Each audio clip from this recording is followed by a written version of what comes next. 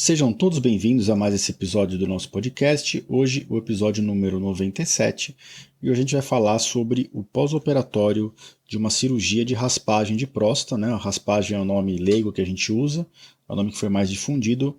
O nome técnico é ressecção transuretral, ou RTU, né, que é a abreviação, ressecção transuretral de próstata, que é a cirurgia que a gente usa para tratar a hiperplasia benigna da próstata, não o câncer de próstata. Então, sem mais demoras, após a música de introdução, o nosso episódio na íntegra, sejam mais uma vez todos muito bem-vindos.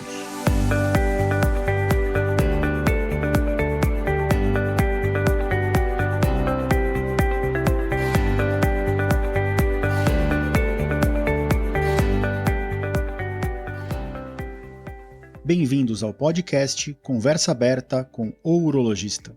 Meu nome é Giovanni Marchini, sou médico urologista formado pela Faculdade de Medicina da USP e serei o anfitrião desse show.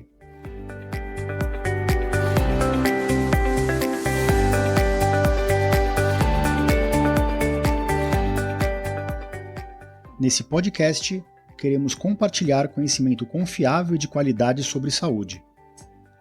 Com um formato único e inovador e sempre com o foco no paciente, nós vamos esclarecer as suas dúvidas, trazendo todos os ângulos das situações vivenciadas no dia a dia da urologia.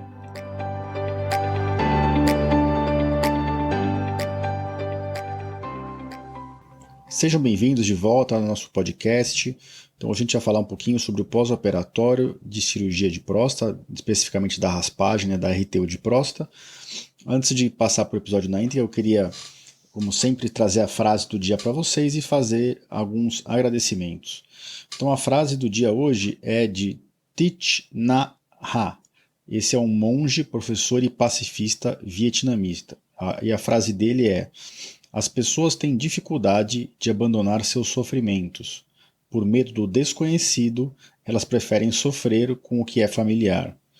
As pessoas têm dificuldade de abandonar seus sofrimentos. Por medo do desconhecido, elas preferem sofrer com o que é familiar. Acho que essa frase reflete bem o que a gente vê no consultório de pacientes com hiperplasia prostática benigna que estão com bastante dificuldade para urinar. As pessoas têm tanto medo de passar pelo desconhecido, que é um pós-operatório, uma possível sequela de uma cirurgia de próstata, que ela prefere continuar sofrendo com o quadro clínico que ela tem, mesmo não sabendo se é uma doença benigna ou não. Então é uma frase bem realista aí do consultório. E acho que se aplica a várias coisas na vida, né? Então eu queria trazer essa frase para vocês. Os agradecimentos dessa semana vão a pessoas que deixaram vários comentários interessantes e elogios de um vídeo que eu publiquei na semana passada nas minhas redes sociais. Eu fiz um vídeo sobre eu quebrando uma pedra dentro do rim, a imagem ficou bem bonita, eu fiz esse vídeo e as pessoas comentaram, então eu queria agradecer aqui especificamente a Bia Souza, ao Ofir Marçal, que sempre comenta minhas publicações, principalmente no Instagram. Queria agradecer a Vanessa Lacerda, ao Bruno Rafik, além da Simone Martins e da Ana Espósito. Então aqui meus agradecimentos a todas as pessoas que têm interagido conosco nas redes sociais e dentro do meu site. Eu estou devendo aqui a resposta para 3 ou 4 pessoas que deixaram comentários dentro dos meus episódios aqui de podcast.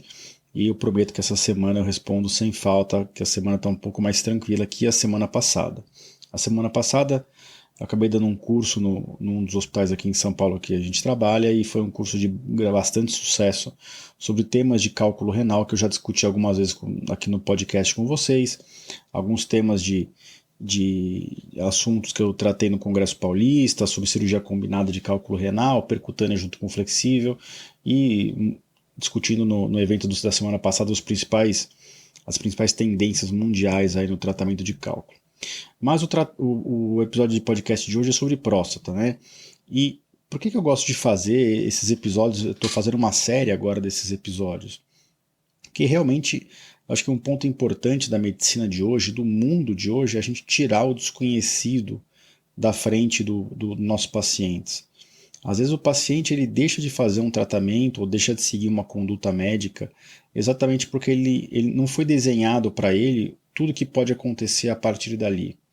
Né? Então quando a gente vai entrar com uma medicação, por exemplo, a gente fala, olha, esse é o remédio, esse é o objetivo, melhorar esse ou esse sintoma, melhorar esse ou esse exame, mas esse remédio pode dar efeitos colaterais. Se ele der efeitos colaterais, qual que é o próximo passo? Diminuir a dose? Suspender o remédio? Nem sempre a gente acerta a medicação de cara.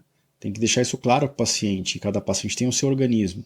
Então, olha, se esse não funcionar, a gente tem outras opções. A gente vai partir para outras. Não desanime. Porque não é incomum a gente ver pacientes falar: o médico me deu um remédio, não explicou muito bem, e aí o remédio não funcionou, não voltei mais.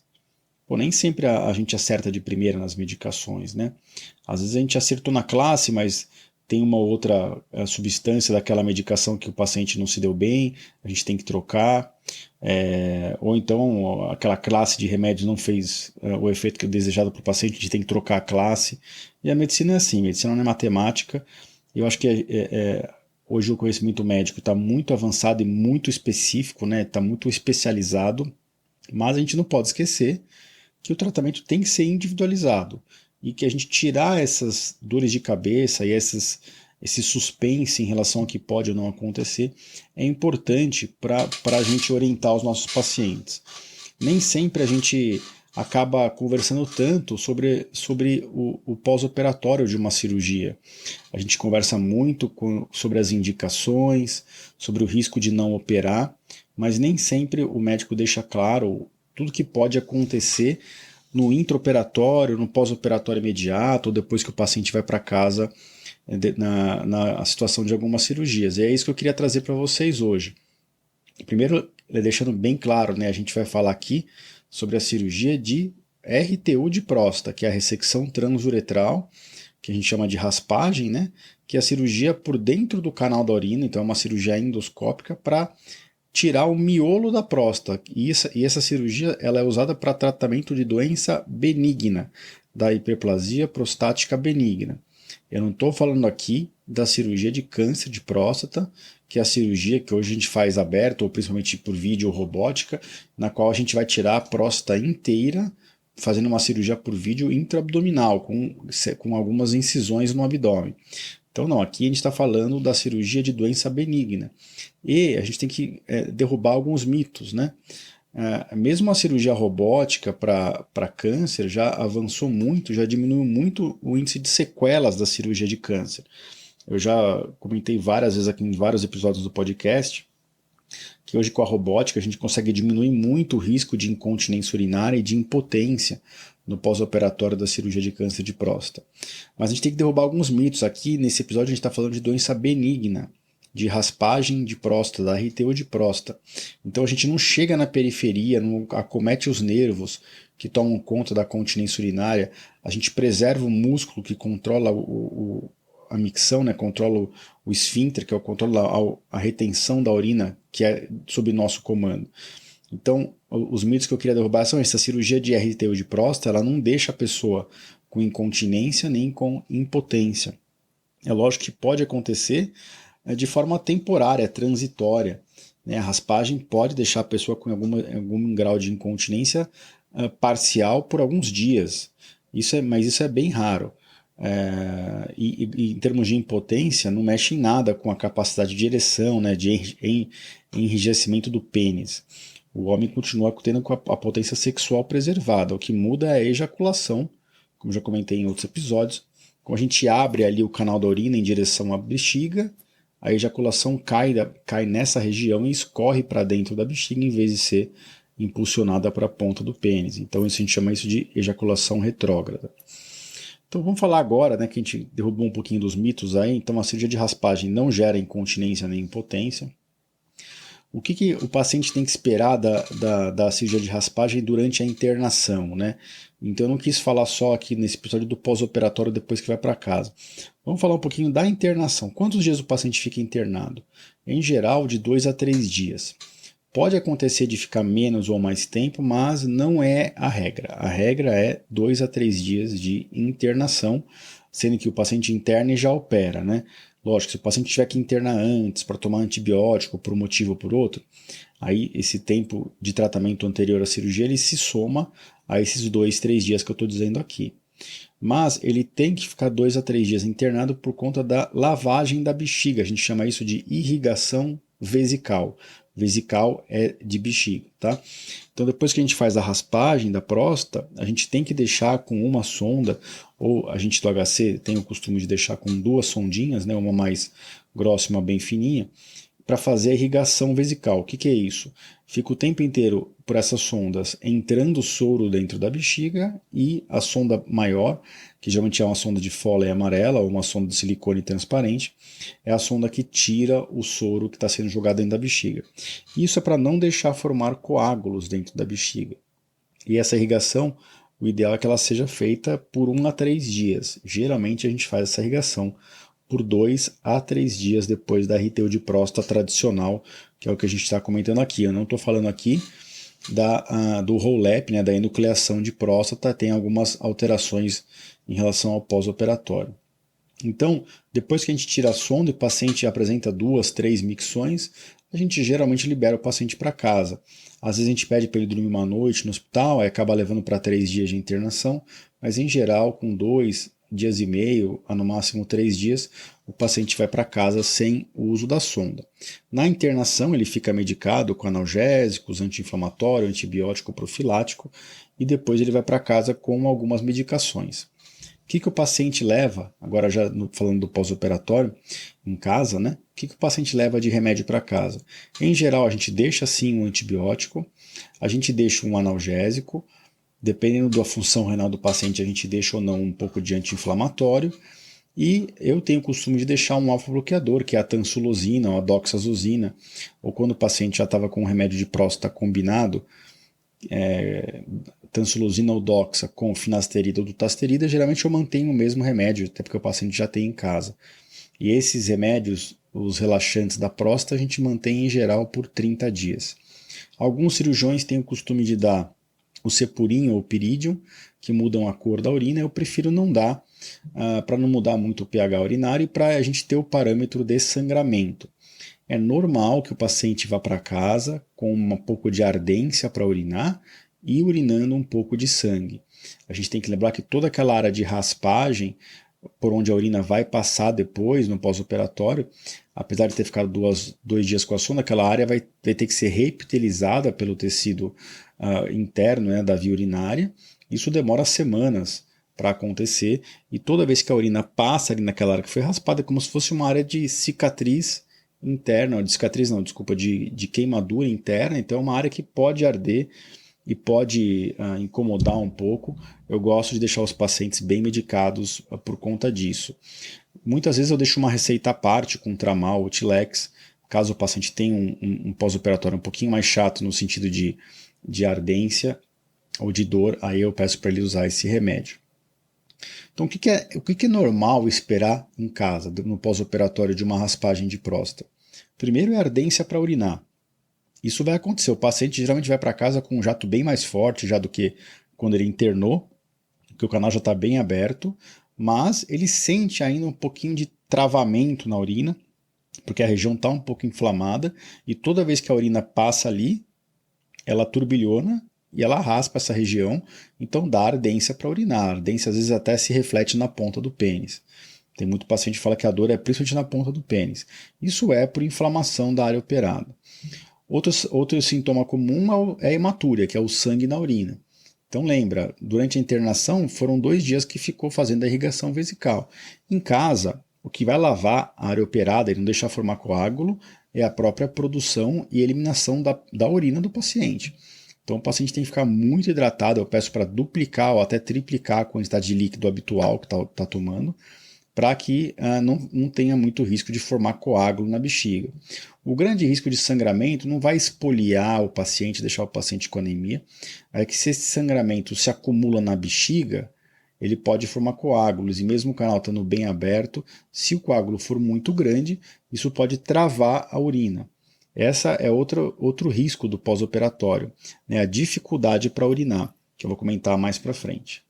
Então, a ardência é normal, sangramento é normal. Outro sintoma muito comum é a polaciúria, que é a vontade de urinar várias vezes seguidas, né? Então, como o paciente ficou 2 a 3 dias com uma sonda dentro da bexiga, por mais que tenha sido feita a irrigação e a bexiga não ficou 100% vazia, a bexiga está um pouquinho desfuncionalizada, desacostumada. Ela ficou praticamente 3 dias meio vazia. Então, quando a gente tira a sonda e a bexiga começa a encher, ela desencadeia um arco reflexo e ela começa a contrair antes da hora. E essa contração nos dá a vontade de urinar. Então, muitas vezes o paciente vai para casa com vontade de urinar a cada meia hora, uma hora, e com o passar das horas e dos dias, isso vai voltando ao normal. A gente sempre orienta que isso é esperado, né? Não é infrequente, é bem frequente de acontecer isso. Então, ardência, sangramento e vontade de urinar bem mais vezes do que o normal. Às vezes também tem urge-incontinência, né? Aquela urgência que tem que sair correndo para no banheiro, às vezes até vaza algumas gotinhas. Isso é normal, é uma bexiga que está contraindo forte contra um canal que agora está todo aberto e começa a forçar bastante a musculatura que segura o xixi, que geralmente é uma musculatura que está meio em desuso antes da cirurgia, já que antes, quando a bexiga contraía, a urina batia muito mais na próstata do que no próprio músculo que segura o xixi. Esse músculo fica para frente da próstata, né, em direção à ponta do pênis. Então, uma vez que a gente tirou a próstata da frente, toda vez que a bexiga encher e começar a contrair, vai forçar direto essa musculatura. A gente, inclusive, pede alguns, quando o paciente está com muita urgência em incontinência, a gente pede alguns exercícios de fisioterapia do assoalho pélvico para ele tentar retomar essa continência urinária mais rapidamente, lembrando que sempre é algo transitório, tá? E curto.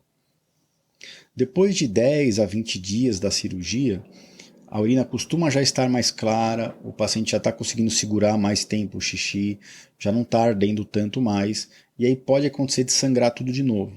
O que é isso? É o que a gente chama de queda de casquinha, né? Queda da escara. Quando a gente termina de fazer a raspagem, a gente cauteriza grande parte dessa área raspada interna, principalmente onde estão os grandes vasos da próstata, que estão irrigando a próstata. A próstata é um órgão muito vascularizado. Então, depois de 10 a 20 dias, essas casquinhas, essa área de escara, ela cai.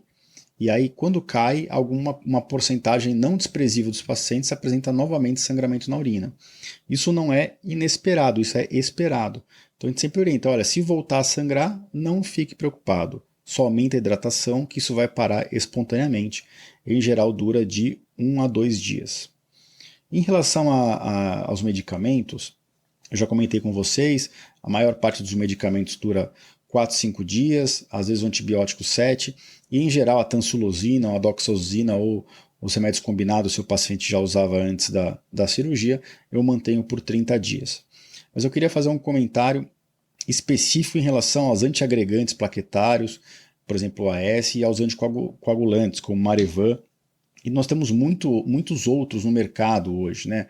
Clopidogrel, Xarelto e por aí vai. Então, tem que tomar muito cuidado para a reintrodução desses remédios. É bem frequente, quando a gente reintroduz esses remédios no pós-operatório, voltar a sangrar e sangrar bastante.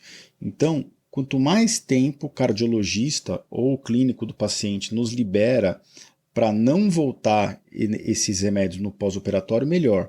Se ele falar, olha, pode ficar 30 dias sem o remédio, é 30 dias que vai ficar.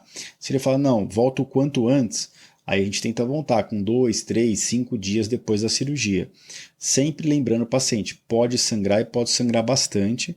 Às vezes acontece de sangrar e ter que voltar no pronto-socorro de tanto coágulo que está saindo, o paciente fica assustado, entra em contato com a gente, às vezes a gente tem que até levar para o hospital para passar uma sonda e fazer uma lavagem na bexiga. Então, só um parênteses aqui dos anticoagulantes, cada vez mais pessoas usam, cada vez a gente tem operado mais pacientes em uso de anticoagulantes, porque a gente está operando os pacientes com muito mais idade hoje, né? Antes o paciente que falecia com 70, 80 anos em uso de remédio, hoje o remédio não segura mais, e o paciente está chegando com 80, 90, 100 anos, na falha do medicamento, a gente tem que fazer uma cirurgia e nessa idade geralmente está usando um anticoagulante. Então eu queria trazer essa informação para vocês. E aqui não dá para dar uma regra geral, porque cada remédio tem o seu tempo de ação, assim como esses remédios devem ser suspensos no pré-operatório. Por exemplo, o Marevan e o AS tem que suspender 7 dias antes. O Xarelto, o Clopidogrel pode ser um pouco mais curto. Então, cada remédio tem a sua regra, tem que conversar bem com o seu médico se você usa um desses medicamentos. Ainda no pós-operatório, a gente tem que lembrar que tem que pedir para o paciente evitar ao máximo esforço físico pesado. Eu peço de 3 a 4 semanas sem carregar peso, pode caminhar, pode dirigir, mas sem fazer qualquer exercício que faça prensa abdominal, evitar também relação sexual nesse período. Qualquer tipo de exercício ou esforço que aumenta a pressão intraabdominal e aumenta a pressão sanguínea pode aumentar o risco de sangramento e isso pode gerar uma dor de cabeça grande para o paciente. Aí. Então, evitar esforço por 3 a 4 semanas. E esses sintomas todos que eu descrevi, né, ardência, o sangramento, vontade de urinar toda hora, perder um pouco de urina, ter que sair correndo para o banheiro, que é a urge-incontinência, isso tudo pode acontecer do pós-operatório normal, mas isso também pode acontecer se o paciente desenvolver uma infecção urinária boba depois da cirurgia, ou mesmo algum grau de inflamação na próstata, né, que é a prostatite.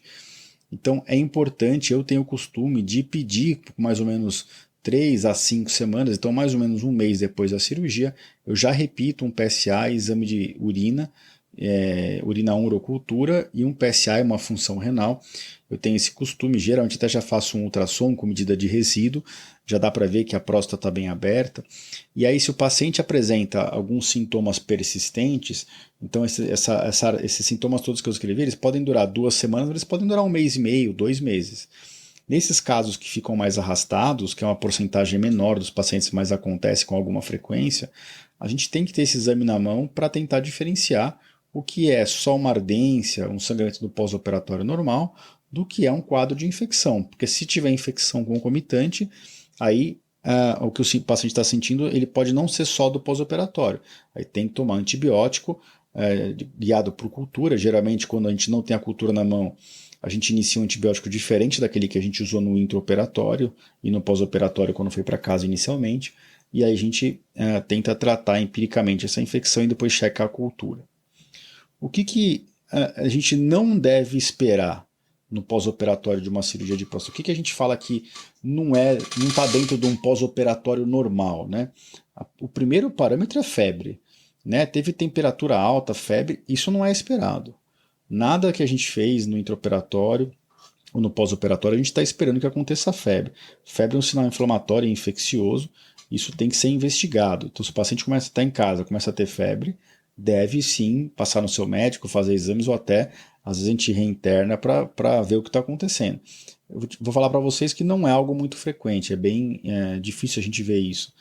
Agora, quando tem aqueles sintomas de infecção urinária que eu descrevi acima, anteriormente, tem que fazer os exames para a gente diferenciar.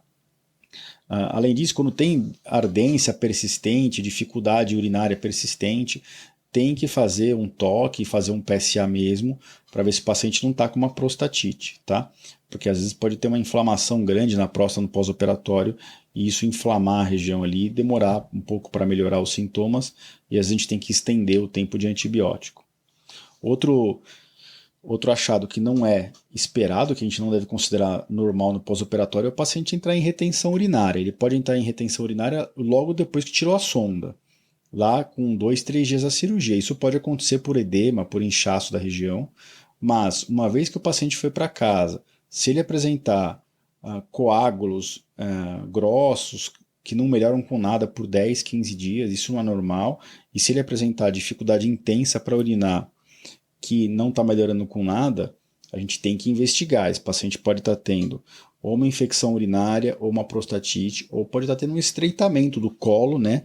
Aquela transição entre a bexiga e a próstata pode estar cicatrizando muito fechado, ou pode estar tendo até um estreitamento de uretra, que é um estreitamento, uma estenose do canal da urina, onde passou o nosso aparelho da raspagem. Esse estreitamento da uretra costuma acontecer com 1 a 3 meses da cirurgia. O estreitamento do colo é mais precoce, até 2, 3 meses, né? Então, é um pouquinho mais precoce, quando começa a ter muita dificuldade, muito rápido, principalmente naqueles pacientes que tinham próstata muito pequena, a gente suspeita mais de estreitamento de colo, a transição entre a próstata e a bexiga. Quando é mais arrastado e próstatas maiores, a gente suspeita mais de estreitamento de uretra, principalmente depois de 2, 3 meses da cirurgia. Então, esses são achados que a gente não deve considerar normal, devem ser investigados já que a gente não, só o simples pós-operatório não explica essas situações. Bom, acho que ficou bem completo o episódio. O que eu trouxe para vocês aqui é o que eu discuto com os meus pacientes que vão fazer raspagem de próstata. Lógico que tem adaptações caso a caso. Eu uso remédio de pressão, eu uso remédio de diabetes, tem remédio que faz sair glicose na urina, tem remédio de pressão que tem risco aqui ou ali. Então, assim, cada caso deve ser individualizado e a gente tem que lembrar que nem sempre a raspagem de próstata é o melhor tratamento para todo mundo. Né? Às vezes o paciente tem um anticoagulante que ele não pode de forma alguma suspender. A raspagem de próstata deixa de ser o procedimento principal. A gente tem que pensar em usar algum tipo de laser no tratamento. O cardiologista fala, não pode ficar nem 12 horas sem o xarelto. Não dá para fazer raspagem de próstata, vamos ter que procurar uma técnica alternativa. Pode ser o green laser, pode ser o Rolep, e aí isso é motivo de outro episódio. Mas o que eu discuto no dia a dia de consultório com meus pacientes é o que eu expus para vocês aqui. E uma vez que o paciente sabe, inclusive eu deixo isso no resumo de alta por escrito na maior parte das vezes, a maior parte dos meus pacientes privados eles têm acesso a uma área do meu site onde tudo isso está por escrito exatamente para tirar o desconhecido da frente do paciente. Uma vez que ele sabe, é que nem ler a bula de um remédio, que você sabe tudo que pode acontecer. Você pode até ficar um pouquinho mais receoso, mas você tem melhor informação para discutir as coisas com o seu médico. E você, quando as coisas acontecem, não são de uma hora para outra. Você está previamente avisado e sabendo o que é um pós-operatório normal, o que você tem que avisar seu médico que deve estar fora do esperado. Bom, vamos ficando por aqui, que senão vai ficar muito longo o episódio. Eu queria de novo agradecer a todos que têm mandado mensagem dentro do site, do podcast e nas redes sociais. Esse episódio, lembrando que vai estar no www.urologista.com.br/podcast/episódio 97. Lá, independente da plataforma que vocês estejam ouvindo esse episódio, lá no meu site, nessa página que eu descrevi, vocês podem deixar perguntas, dúvidas, comentários, que é um prazer para a gente responder. E tem bastante episódio interessante aí no pipeline, alinhado na linha de produção. Eu espero que vocês estejam gostando de acompanhar a conversa aberta com o urologista aqui. Já estamos completando quase 100 episódios. Acho que é uma marca bem interessante aí, traz bastante experiência e conforto para fazer esse tipo de mídia e de forma de comunicação médica com os pacientes. Me fale nas redes sociais o que você achou. Eu fico aqui à disposição e a gente se encontra por aqui daqui a 2 semanas. Um grande abraço a todos.